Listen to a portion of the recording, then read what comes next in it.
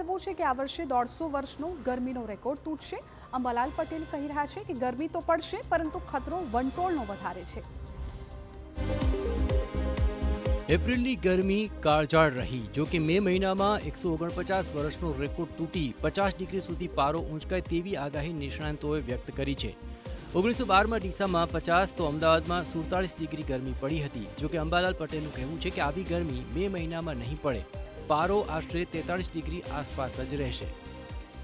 5 થી 8 કહે તે પછી સુધીમાં ગુજરાતમાં પૂર્વ ગુજરાતના ભાગોમાં પ્રી મોન્સૂન એક્ટિવિટીનો વરસાદ થવાની શક્યતા રહે છે।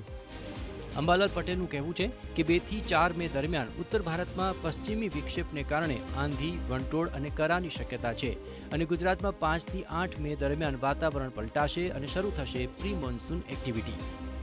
તારીખ 11 થી 20 મે વચ્ચે આંધી વંટોળનું પ્રમાણ વધે, ગરમી પણ વધે।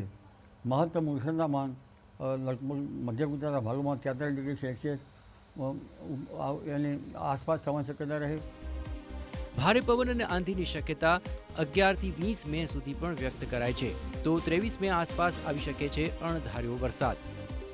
તારીખ 17 મે બાદ અને લગભગ જૂનની શરૂઆતમાં કે 20 જૂન સુધીમાં અરબી સમુદ્ર પણ સક્રિય થવાની શક્યતા રહે છે અને અરબ સાગરમાં પણ ચક્રવાત થવાની શક્યતા રહે છે। આ જળસામાં જૂનની શરૂઆત સુધીમાં બંગાળ ઉપસાગરમાં ખતરનાક વાવાઝોડા ઊભા થવાની શક્યતા રહે છે। અંબાલાલ પટેલે એવી પણ શક્યતા વ્યક્ત કરી છે કે 15 મે પછી બંગાળના ઉપસાગર અને અરબ સાગરમાં ચક્રવાત આવી શકે છે।